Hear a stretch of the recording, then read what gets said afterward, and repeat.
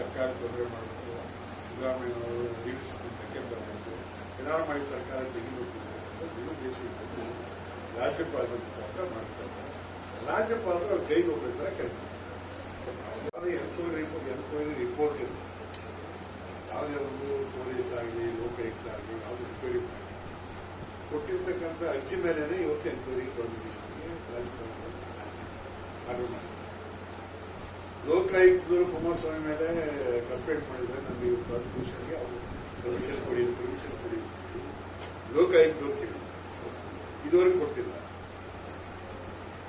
ಅಂತ ಜೊಲ್ಲೆ ಶಶಿಕಲಾ ಜೊಲ್ಲೆ ಮೇಲೆ ಕೇಳಿ ಅವ್ರ ಮೊಟ್ಟೆ ಕೇಸಲ್ಲಿ ಕೇಳಿ ಅದು ಕೋರ್ಟ್ ಇವರು ಇದಲ್ಲ ಗುರುವಾಗಿರೋದು ಗುರುವಾಗಿ ಇವರು ಪ್ರಾಸಿಕ್ಯೂಷನ್ ಪರ್ಮಿಷನ್ ಕೊಡಿ ಅಂತ ಕೇಳಿ ಅದು ಕೊಡ್ತಾರೆ. ಕುಮಾರಸ್ವಾಮಿಗೆ ಏನು ಆಸೆ ಇತ್ತು ಅಂತ ಹೇಳಿದ್ರೆ ಮತ್ತೊಂದು ಸರ್ಕಾರ ನನ್ನ ಸಪೋರ್ಟಿಂದ ಸರ್ಕಾರ ನಡೆಸಬೇಕಾಗಿದೆ ಅಂತ ನಮಗೆ ಜನ ಆ ರೀತಿ ಮಾಡಿ ಕಾಂಗ್ರೆಸ್ಗೆ ಬಹುಮತ ಕೊಟ್ಟು ಗೆಲ್ಲಿಸ 30 ಅದನ್ನ ಸಹಿಸ್ಕೊಳಕ್ಕಾಗ್ತದೆ. ನಾವು ಜನರಿಗೆ ಏನ್ ಮಾತು ಕೊಟ್ಟಿದ್ವಿ ಮಾತು ಮತ್ತೆ ನಿಲ್ಕೊಂಡು 5 ಗ್ಯಾರಂಟಿಗಳನ್ನ ಜಾರಿ ಮಾಡಿದ ಅಧಿಕಾರಿಗಳು ಬಂದು ಇದೆಲ್ಲ ಸಂಪೂರ್ಣವಾಗಿ ಜಾರಿ ಮಾಡಿ ಬಿಜೆಪಿ ಜೆಡಿಎಸ್ ತಮ್ಮೆಲ್ಲ ಕೂತಿರೋದು ಅಂತ ಹೇಳ್ತಾರೆ. ಇದು ಮಾಡಕ್ಕಾಗಲ್ಲ ಅಂತ ಅವ್ರು ನಮ್ಮ ಪಕ್ಷದ ಮೇಲೆ ಅಪಪ್ರಚಾರ ಮಾಡ್ತಾರೆ. ಮಾಡಾದ್ಮೇಲೆ ಆಯ್ತು ಮಾಡಿದ್ರಲ್ಲ ಅಂತಕ್ಕಂಥ ಹೊಟ್ಟೆ ಶುರುವಾಗಿ ನಾವು ಹೋಗಿದ್ದ 9 ಸೀಟ್ ಬಂದಿದ್ದೀವಿ. 1 ಸೀಟಿನ 9 ಸೀಟ್ ಗೆದ್ದಿತ್ತು. ಇದು ಅವ್ರು ಸಹಿಸ್ಕೊಳ್ತಾರೆ. ಹೀಗಾಗಿ ಏನಾದರೂ ಮಾಡಿ ಈಗ ಸಿದ್ದರಾಮಯ್ಯನವರ ಲೀಡರ್ಶಿಪ್ಗೆ ಅವ್ರಿಗೆ ಧಕ್ಕೆ ತರಬೇಕು, ಅವ್ರ ವರ್ಚಸ್ಸು ಕಡಿಮೆ ಮಾಡಬೇಕು, ಏನಾದ್ರು ಮಾಡಿ ಸರ್ಕಾರ ಕಿತ್ತಾಕಬೇಕು, ಕುತಂತ್ರಗಳನ್ನ ಮಾಡ್ತಾರೆ. ಬಿಜೆಪಿಗೆ ತುಂಬಾ ಅವರು ಅರ್ಜೆಂಟ್ ಅಲ್ಲಿದ್ದಾರೆ ಅಧಿಕಾರಕ್ಕೆ ಬರಬೇಕು ಅಂತ ಹೇಳಿ. ಯಾಕಂದ್ರೆ ಏನ್ ಮಹಾರಾಷ್ಟ್ರದಲ್ಲಿ ಒಂದು ಆಪರೇಷನ್ ಸಿಂಧೆ ಏನ್ ಮಾಡಿದ್ರು ಅದೇ ರೀತಿಯಲ್ಲಿ ಕೂಡ ಕರ್ನಾಟಕದಲ್ಲಿ ಮಾಡಬೇಕು ಅಂತ ಹುನ್ನಾರವನ್ನು ಮಾಡಿ ಕೇಂದ್ರ ಸರ್ಕಾರದ ಅವ್ರ ಸಹಾಯದೊಂದಿಗೆ ರಾಜ್ಯಭವನವನ್ನ ದುರುಪಯೋಗ ಪಡಿಸಿಕೊಂಡ ರಾಜ್ಯಭವನ ಕಚೇರಿನ ಒಂದು ದುರುಪಯೋಗ ಪಡಿಸಿಕೊಂಡು ಈ ಸುಭದ್ರವಾದ ಒಂದು ಸರ್ಕಾರವನ್ನ ಜನತೆ ಆಶೀರ್ವಾದ ಪಡೆದ ಒಂದು ಸರ್ಕಾರವನ್ನ ಅಸ್ಥಿರಗೊಳಿಸಬೇಕಂತ ಹುನ್ನಾರದಿಂದ ಒಬ್ಬ ಖಾಸಗಿ ವ್ಯಕ್ತಿ ಕೊಟ್ಟೊಂದು ದೂರಿನ ಮೇಲೆ, ಆದರೆ ಅದು ಯಾವುದೇ ಒಂದು ತನಿಖಾ ಸಂಸ್ಥೆ ಅಲ್ಲ, ಯಾವುದೇ ಒಂದು ಸಂಸ್ಥೆ ವರದಿ ಕೊಟ್ಟು ಇದು ತಪ್ಪು ಅಂತ ಹೇಳಿ ಅವ್ರಿಗೆ ವರದಿ ಕೊಟ್ಟಿರೋದಂತ ಕೇವಲ ಒಂದು ದೂರಿನ ಮೇಲೆ, ಖಾಸಗಿ ವ್ಯಕ್ತಿಯ ದೂರಿನ ಮೇಲೆ ಮಾನ್ಯ ರಾಜ್ಯಪಾಲರು ಅನುಮತಿ ಅಂತ ಕೊಟ್ಟಿರೋದು ನಿಜವಾಗ್ಲೂ ಖಂಡನೀಯ. ಯಾಕೆಂದ್ರೆ ನಮ್ಮ ಸಿದ್ದರಾಮಯ್ಯ ಸಾಹೇಬರು ಈ ರಾಜ್ಯ ಜನತೆ 2ನೇ ಬಾರಿಗೆ ಆಯ್ಕೆ ಮಾಡಿದಂಥವ್ರು ಹಿಂದುಳಿದ ವರ್ಗದ ಒಬ್ಬ ದೊಡ್ಡ ನಾಯಕರು. ಹಾಗೆ ತಮಗೆ ಗೊತ್ತಿರಲಿ ಏನು ಚೊಲ್ಲೆ ಮೇಲಿದೆ, ಚೊಲ್ಲೆ ಮೇಲಿದೆ, ನಿರಾಣಿ ಮೇಲಿದೆ, ಮತ್ತೆ ಎಚ್ ಡಿ ಕುಮಾರಸ್ವಾಮಿ ಅವರ ಮೇಲಿದೆ. ಅವರೆಲ್ಲರೂ ಕೂಡ ಅನುಮತಿಯನ್ನು ಕೇಳಿದರೆ ಅವರು ಕೊಡದೇ ಇರುವಂಥ ಅನುಮತಿಯನ್ನ ಇಷ್ಟು ಬೇಗ, ಇಷ್ಟು ದಿಢೀರಾಗಿ ರಾತ್ರೋರಾತ್ರಿ ಸಿದ್ದರಾಮಯ್ಯ ಸಾಹೇಬರಿಗೆ ಅನುಮತಿ ಕೊಟ್ಟಿರೋದು ಎಲ್ಲರಿಗೂ ಅನುಮಾನಗೆ ಎಡೆ ಮಾಡಿಕೊಂಡಿದೆ. ಎಲ್ಲೋ ಒಂದು ಕಡೆ ಕೇಂದ್ರ ಸರ್ಕಾರ ರಾಜ್ಯಭವನ ದುರ್ಬಳಕೆ ಮಾಡಿಕೊಂಡು ಈ ಸರ್ಕಾರ ಷಡ್ಯಂತ್ರ ಮಾಡಿದೆ ಅಂತ ನನ್ನ ಅನಿಸಿಕೆ. ಯಾಕೆಂದ್ರೆ ಮಾನ್ಯ ಸಿದ್ದರಾಮಯ್ಯ ಸಾಹೇಬರು ಒಂದು ಪದ್ಧತಿ ಇದೆ ನಮ್ಮ ಚಾಮರಾಜನಗರ ಜಿಲ್ಲೆಗೆ. ಹಿಂದೆ ಮುಖ್ಯಮಂತ್ರಿಗಳು ಇಲ್ಲಿ ಬಂದ್ರೆ ಅಧಿಕಾರವನ್ನ ಕಳ್ಕೊತಾರೆ ಅಂತ ಒಂದು ಪದ್ಧತಿಯನ್ನು ಏನು ಹುಟ್ಟಾಕಿದ್ರು ಆ ಪದ್ಧತಿಯನ್ನು ದೊಡ್ಡದಾಗ್ತದ್ದು ಮಾನ್ಯ ನಮ್ಮ ಸಿದ್ದರಾಮಯ್ಯ ಸಾಹೇಬರು ಸುಮಾರು ಬಾರಿ ಚಾಮರಾಜನಗರ ಜಿಲ್ಲೆ ಹೆಡ್ ಕ್ವಾರ್ಟರ್ಗೆ ಬಂದು ಕಾರ್ಯಕ್ರಮಕ್ಕೆ ಚಾಲನೆ ಕೊಟ್ಟಿರುವಂಥದ್ದು. ಅಂಥ ವ್ಯಕ್ತಿಗೆ ನಾವು ಹೇಳುವಂಥದ್ದು ನಾವೆಲ್ಲ ಶಾಸಕರು ಇರ್ಬೋದು, ಸಚಿವರು ಇರ್ಬೋದು, ಸಂಸದರಿರ್ಬೋದು, ಅವ್ರ ಬೆನ್ನಿಗೆ ನಿಂತು ಯಾವುದೇ ಕಾರಣಕ್ಕೂ ಸಿದ್ದರಾಮಯ್ಯ ಸಾಹೇಬರು ಕುರ್ಚಿಯಿಂದ ಕೆಳಗೆ ಇಳಿಸೋಕ್ಕಾಗಲ್ಲ. ಅದು ಅಸಾಧ್ಯ. ಯಾಕೆಂದರೆ ಜನರ ಆಶೀರ್ವಾದ, ಶಾಸಕರ ಆಶೀರ್ವಾದ, ಹೈಕಮಾಂಡ್ ಆಶೀರ್ವಾದ ಸಿದ್ದರಾಮಯ್ಯ ಸಾಹೇಬರ ಮೇಲಿದೆ. ಅವರು ಯಾವತ್ತೂ ಕೂಡ ಗಟ್ಟಿಯಾಗಿ ಸೇರಿಲ್ಲ. 5 ವರ್ಷ ಸಂಪೂರ್ಣವಾಗಿ ಆಡಳಿತ ಮಾಡುವಂಥ ವಿಶ್ವಾಸ ಇದೆ. ಏನೇ ಷಡ್ಯಂತ್ರ ಮಾಡಿದ್ರು ಕೂಡ ನಾವು ನ್ಯಾಯಾಲಯದಲ್ಲಿ ನಮಗೆ ಜಯ ತರುತ್ತೆ ಅಂತ ಹೇಳಿ ನಮ್ಮ ಪ್ರತಿಭಟನೆಗೆ ತಾವೆಲ್ಲ ಇಡೀ ಜಿಲ್ಲಾದ್ಯಂತ ತಾವೆಲ್ಲ ಬಂದಿರೋದಕ್ಕೆ ತಾವೆಲ್ಲರಿಗೂ ವಂದನೆಯನ್ನು ಸಲ್ಲಿಸ್ತಾ ಈಗಾಗಲೇ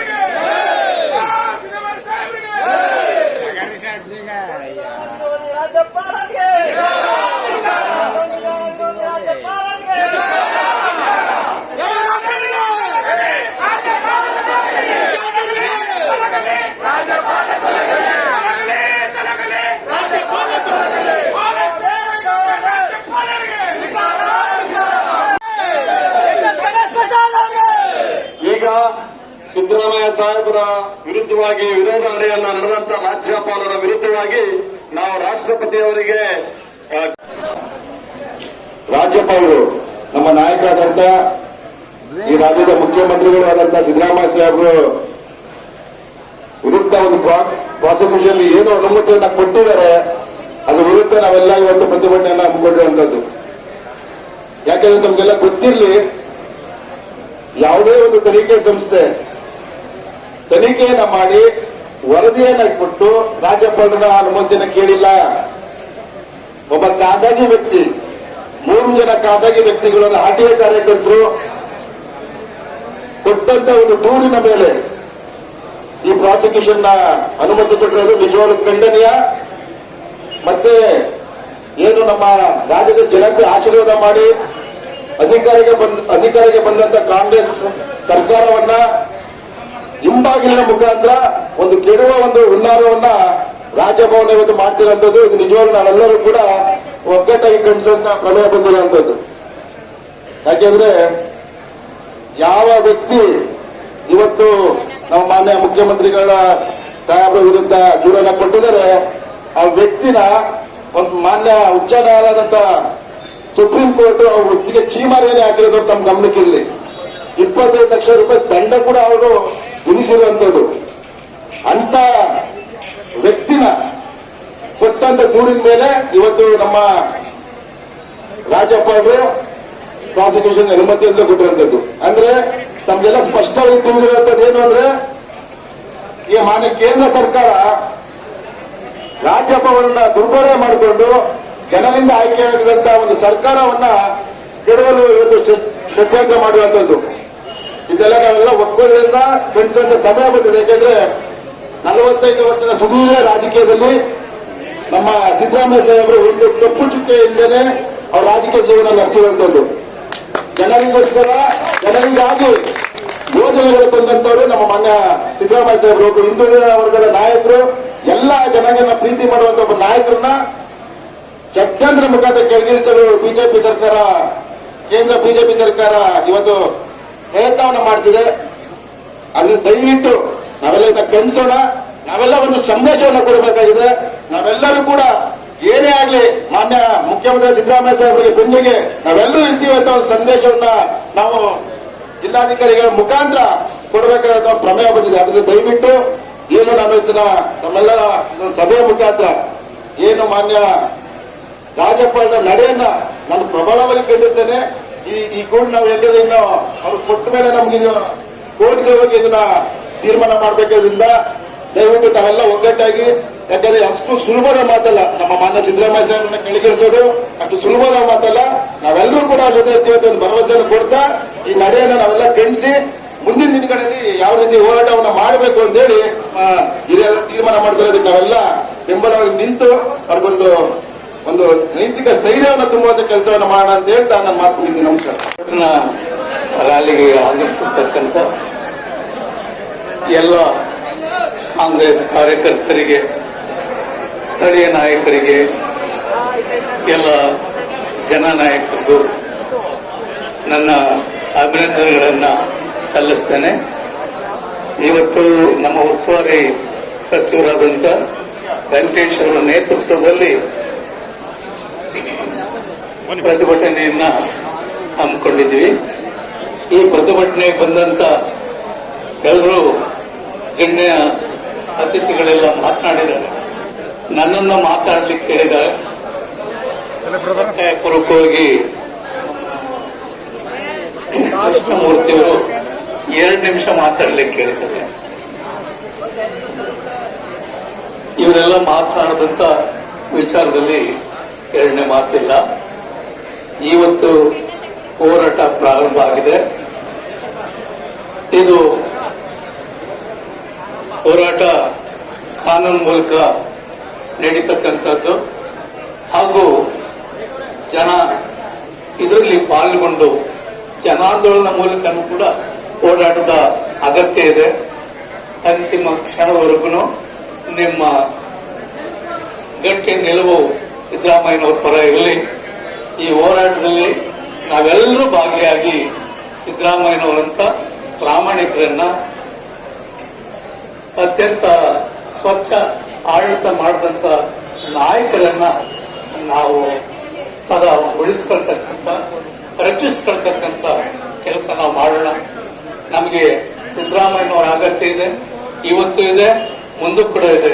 ಸಿದ್ದರಾಮಯ್ಯನವರ ಆಡಳಿತವನ್ನ ಆದಷ್ಟು ದೀರ್ಘಕಾಲ ಉಳಿಸಿಕೊಳ್ಳಲಿಕ್ಕೆ ನಾವು ನೀವು ಎಲ್ಲ ಸಂಘಟಿತರಾಗಿ ಹೋರಾಟದ ಮೂಲಕ ಕೂಡ ಉಳಿಸಿಕೊಳ್ಳೋಣ. ಅದೇ ರೀತಿ ನ್ಯಾಯಾಂಗದ ಮೂಲಕನೂ ಕೂಡ ಹೋರಾಟ ಮಾಡಿ ಉಳಿಸ್ಕೊಳ್ತಕ್ಕಂಥ ಕೆಲಸ ಮಾಡೋಣ. ತಮ್ಮೆಲ್ಲರಿಗೂ ಧನ್ಯವಾದಗಳನ್ನು ತಿಳಿಸಿ ನನ್ನ ನಮಸ್ಕಾರ. ಎಲ್ಲ ಇದು ಇಷ್ಟೆಲ್ಲ ನರೇಂದ್ರ ಅವರು ಹೇಳ್ದಂಗೆ ಬ್ಲಡ್ ಶೆಡ್ ಅಂದ್ರೆ ಬಹುಶಃ ರಕ್ತಪಾತ ಆ ಲೆವೆಲ್ಗಾರು ಹೋದ್ರು ಹೋಗ್ಬೋದು, ಅಲ್ಲಿ ಅಷ್ಟಾದ್ರೂ ನಾವು ಬಿಡಂಗಿಲ್ಲ. ನಾವು ಇವತ್ತು ನಾನು ಏನ್ ಸಾರಿ ಇಲ್ಲಿ ಬಂದಿದ್ದೀರಿ ಅಂತ ಕೇಳಿದೆ, ರಾಜಕಾರಣ ಶಿವನಾಜಿ ಕೈಸೇವ ಶಿವನಾಜಿ ಅಂದ್ರು. ಆಗ್ಲೇ ನನ್ಗೆ ಅರ್ಥ ಆಯ್ತು, ಇವರು ಅಮಿತ್ ಶಾ ಮೋದಿ ಭೇಟಿ ಮಾಡಕ್ ಬಂದವ್ರೆ ರಾಜ್ಯಪಾಲರು ಅಂತ. ನಾನು ಹೇಳ್ದೆ ಏನೋ ಕಾದಿದ ಗಂಡಾಂತರ ನಮ್ಗೆ, ಇವನು ಬಹುಶಃ ಇದು ಪ್ರಾಸಿಕ್ಯೂಷನ್ಗೆ ರೆಡಿ ಮಾಡ್ಕೊತಾ ಇದ್ದಾನೆ ಅಂತ ಅಂದ್ಕೊಂಡೆ. ಅದೇ ಪ್ರಕಾರದಲ್ಲಿ ಇವತ್ತು ಒಬ್ಬ ಯಾವನೋ ಪಬ್ಲಿಕ್ ಮ್ಯಾನ್ ಪಿಟಿಷನ್ ಕೊಟ್ರೆ ಅದನ್ನ ತಕೊಂಡು ಪ್ರಾಸಿಕ್ಯೂಷನ್ ಕೊಡ್ತಾರೆ. ಆದ್ರೆ ಇವತ್ತು ಎಷ್ಟು ಜನ ಮಂತ್ರಿಗಳ ಮೇಲೆ ಪ್ರಕರಣಗಳಿದೆ, ಒಬ್ಬ ಒಂದಾದ್ರೂ ಒಂದು ಕೇಸನ್ನ ಮೇಲೆ ಕೆತ್ತಿಲ್ಲ. ಇದೇ ಕುಮಾರಸ್ವಾಮಿ ಮೇಲಿದೆ, ಯಾಕೆ ಅವ್ರಿಗೆ ಪ್ರಾಸಿಕ್ಯೂಷನ್ ಮಾಡಲಿಲ್ಲ? ಹಾಗಾಗಿ ಬಹುಶಃ ನಾವು ಇವತ್ತು ಹೇಳ್ತೀನಿ, ಇದು ಏನು ಆಗೋದಿಲ್ಲ, ಇದು ಕೋರ್ಟ್ನಲ್ಲಿ ಏನು ಆಗೋದಿಲ್ಲ. ಸಿದ್ದರಾಮಯ್ಯನವ್ರಿಗೆ ಅವರು ಯಾರು ನಮ್ಮ ನರೇಂದ್ರ ಹೇಳಿದ್ನಲ್ಲ, ಒಂದು ರೋಮನ್ನು ಅಳ್ಳಾಡ್ಸಕ್ಕಾಗೋದಿಲ್ಲ ಅಂತ, ಹಂಗೆ ಇವತ್ತು ಸಿದ್ದರಾಮಯ್ಯನವ್ರ ಯಾರು ಚೇಕ್ ಮಾಡಕ್ಕಾಗಲ್ಲ. ಇವತ್ತು ಸಂವಿಧಾನದಲ್ಲಿ ಯಾರೇ ದೂರು ಕೊಟ್ಟರು ಕೂಡ ಅದನ್ನ ತನಿಖೆ ಮಾಡಿ ಅಲ್ಲಿ ತಪ್ಪು ಕಂಡಲ್ಲಿ ಮಾತ್ರ ಪ್ರಾಸಿಕ್ಯೂಷನ್ಗೆ ಅವಕಾಶ ಇದೆ ಕಾನೂನಿನಲ್ಲಿ. ಎಲ್ಲರಿಗೂ ಕೂಡ ಗೊತ್ತಿರ್ತಕ್ಕಂಥ ವಿಚಾರ. ಆದರೆ ತನಿಖೆಗೆ ಒಳಪಡಿಸದೆ ಮೊನ್ನೆ ರಾಜ್ಯಪಾಲರಾದ ತಾವರ್ಚಂದ್ ಗೆಹ್ಲೋಟ್ ಅವರು ಏಕಾಏಕಿ ಇವತ್ತು ಪ್ರಾಸಿಕ್ಯೂಷನ್ ಕೊಟ್ಟಿರ್ತಕ್ಕಂಥದ್ದು ಇದು ಕಾನೂನು ಬಾಹಿರವಾದಂತ ಅಂಶ ಅಂತಕ್ಕಂಥದ್ದು ಕಾನೂನು ತಿಳಿದಂತವ್ರು ಎಲ್ಲರೂ ಕೂಡ ಇವತ್ತು ಬಲ್ಲವರಾಗಿದ್ದಾರೆ. ನಮ್ಮ ಕರ್ನಾಟಕ ರಾಜ್ಯದ ಹೈಕೋರ್ಟ್ನ ಹಿರಿಯ ಕೌನ್ಸಿಲರ್ ಬಿ.ವಿ. ಆಚಾರ್ಯ ಅವರು ಮೊನ್ನೆ ಟಿವಿ ಸಂದರ್ಶನದಲ್ಲಿ ಹೇಳ್ತಾ ಇದ್ರು, ಬಹಳ ನ್ಯಾಯಯುತವಾಗಿ ಕಾನೂನುಬದ್ಧವಾಗಿ ಈ ಏನು ಪ್ರಾಸಿಕ್ಯೂಷನ್ಗೆ ರಾಜ್ಯಪಾಲ ಅವಕಾಶವನ್ನು ಕಲ್ಪಿಸಿಕೊಟ್ಟಿದ್ರು ಅದು ನಿಲ್ಲಲ್ಲ ಅಂತಕ್ಕಂಥದ್ದು.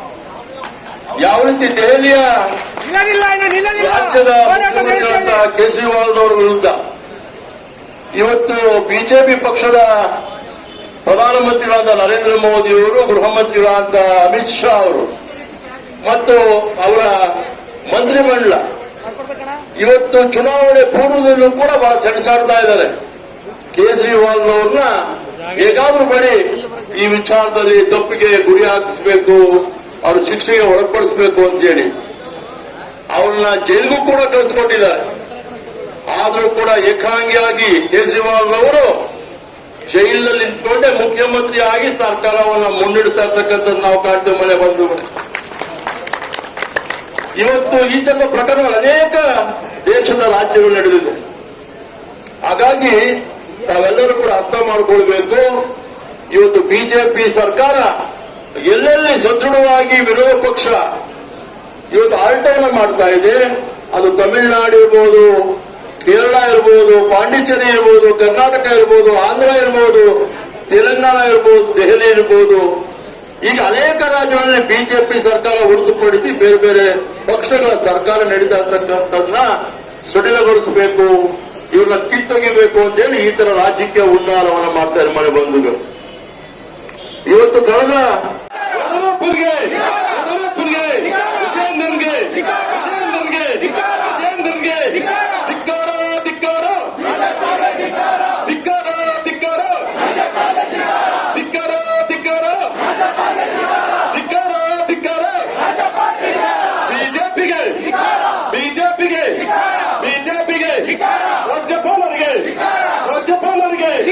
ರಾಜ್ಯಪಾಲರಿಗೆ ಸಿದ್ದರಾಮಯ್ಯ ಸಾಹೇಬರಿಗೆ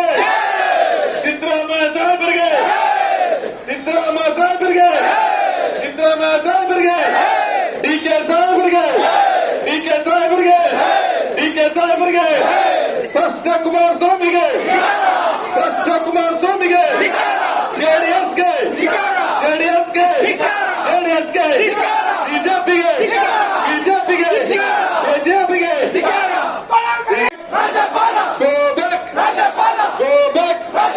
ರಾಜ್ಯಪಾಲರಿಗೆ, ರಾಜ್ಯಪಾಲರಿಗೆ, ರಾಜ್ಯಪಾಲರಿಗೆ, ಬಿಜೆಪಿ ಕೈಗೊಂಬೆ ರಾಜ್ಯಪಾಲರಿಗೆ, ಬಿಜೆಪಿ ಕೈಗೊಂಬೆ ರಾಜ್ಯಪಾಲರಿಗೆ, ಪ್ರಜಾಪ್ರಭುತ್ವದ ವಿರೋಧಿ ರಾಜ್ಯಪಾಲರಿಗೆ, ಪ್ರಜಾಪ್ರಭುತ್ವದ ವಿರೋಧಿ ರಾಜ್ಯಪಾಲರಿಗೆ, ಪ್ರಜಾಪ್ರಭುತ್ವದ ವಿರೋಧಿ ರಾಜ್ಯಪಾಲರಿಗೆ, ಅಮಿತ್ ಶಾಗೆ, ಅಮಿತ್ ಶಾಗೆ, ಅಮಿತ್ ಶಾಗೆ, ನರೇಂದ್ರ ಮೋದಿಗೆ, ನರೇಂದ್ರ ಮೋದಿಗೆ, ನರೇಂದ್ರ ಮೋದಿಗೆ. ನಮ್ಮ ಪಕ್ಷದ ಅಗ್ರಗಣ್ಯ ನಾಯಕರ ಮೇಲೆ ಮಾಡ್ತೀರಾ ಅಂತ ಒಂದು ದಾಳಿನ ನಾವೆಲ್ಲ ನಿಲ್ಲಿಸಬೇಕು ಅಂದ್ರೆ ನಾವೆಲ್ಲ ಒಗ್ಗಟ್ಟಿಂದ ಇನ್ನು ಹೆಚ್ಚಿನ ರೀತಿಯಲ್ಲಿ ಓಡಾಡಬೇಕು. ಆಗ್ಲೇ ಹೇಳ್ದಂಗೆನೆ ಇದು ಬರೀ ಇವತ್ತು ಜಿಲ್ಲೆ ಮಟ್ಟದಲ್ಲಿ ಆಗಿದೆ, ಮುಂದಿನ ದಿನಗಳಲ್ಲಿ ಗ್ರಾಮೀಣ ಮಟ್ಟದಲ್ಲೂ ಆಗಿ ನಮ್ಮ ಕಾಂಗ್ರೆಸ್ ಪಕ್ಷದ ಜೊತೆಗೆ ನಮ್ಮ ಮಾನ್ಯ ಮುಖ್ಯಮಂತ್ರಿಗಳ ಕೈನ ಬಲಪಡಿಸೋ ನಿಟ್ಟಿನಲ್ಲಿ ನೀವೆಲ್ಲ ಒಗ್ಗಟ್ಟಿಂದ ಕೆಲಸ ಮಾಡಬೇಕು ಅಂತ ಕೇಳ್ಕೊತಾ, ಈ ಒಂದು ಏನು ಬಿಜೆಪಿಯ ಆಡಳಿತ ಕೇಂದ್ರದಲ್ಲಿ ಇವತ್ತು ಜನರ ವಿರೋಧಿಯಾಗಿದೆ ಅದೆಲ್ಲ ನಾವು ಇನ್ನೂ ಹೆಚ್ಚಿನ ರೀತಿಯಲ್ಲಿ ಧಿಕ್ಕರಿಸಬೇಕು ಅಂತ ಈ ಮುಖಾಂತರ ನಿಮಗೆಲ್ಲ ಕರೆ ಕೊಟ್ಟು ಇವತ್ತು ನನಗೆ ಇಲ್ಲಿ ಕರೆದು ಮಾತಾಡೋಕೆ ಅವಕಾಶ ಮಾಡಿಕೊಟ್ಟು ಕಾಂಗ್ರೆಸ್ ಓಟೈಕೆ, ಕಾಂಗ್ರೆಸ್ ಓಟೈಕೆ, ಕಾಂಗ್ರೆಸ್ ಓಟೈಕೆ. ನಾವೆಲ್ಲ ಮಾಡಬೇಕು ಅಂತ ಹೇಳಿ ತಾವೆಲ್ಲ ಇಬ್ಬರು ಸಂಖ್ಯೆಗೆ ಬಂದಿದ್ದೀರಿ. ನಾವು ಯಾವುದೇ ಕಾರಣಕ್ಕೂ ಮುಂದಿನ ಏನು ಬಂದು ಎದುರಿಸಬೇಕು ನಾವು ತಯಾರಾಗಿರೋಣ. ಮುಂದಿನ ಹೋರಾಟ ಮುಂದುವರಿಸತಕ್ಕಂಥ ಕೆಲಸ ಮಾಡೋಣ ಅಂತ ಹೇಳಿ ಯಾರು ವಿರೋಧಿಸ್ತಕ್ಕಂಥ ಪ್ರಶ್ನೆನೇ ಇಲ್ಲ.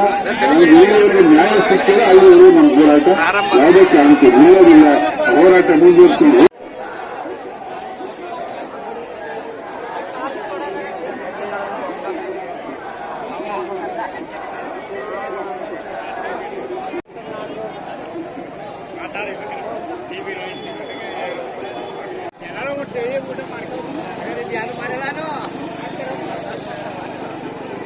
ಸಿದ್ದರಾಮಯ್ಯ ಸಾಹೇಬರಿಗೆ, ಕೇಂದ್ರ ಸರ್ಕಾರ ಕೈಗೊಂಬೆಯಾಗಿರುವ ರಾಜ್ಯಪಾಲರಿಗೆ, ಬಿಜೆಪಿಯ ಕೈಗೊಂಬೆಯಾಗಿರುವ ರಾಜ್ಯಪಾಲರಿಗೆ ಧಿಕ್ಕಾರ, ಧಿಕ್ಕಾರ,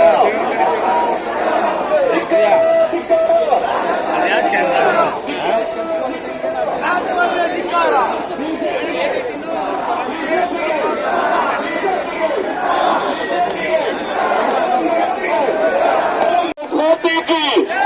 कांग्रेस पार्टी की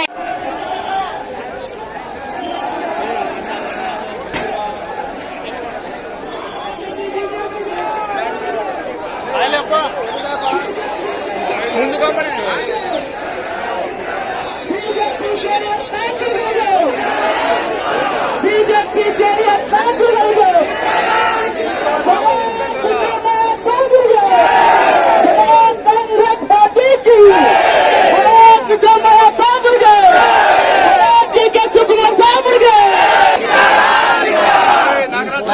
ಆರ್ಎಸ್ಎಸ್ ಕೈಗೊಂಬೆ ರಾಜ್ಯಪಾಲನಿಗೆ, ಪ್ರಜಾಪ್ರಭುತ್ವದ ವಿರೋಧಿ ರಾಜ್ಯಪಾಲನಿಗೆ, बोलो कांग्रेस पार्टी की, बोलो कांग्रेस पार्टी की, बोलो सिद्धरामैया साहबರಿಗೆ, बोलो सिद्धरामैया साहबರಿಗೆ.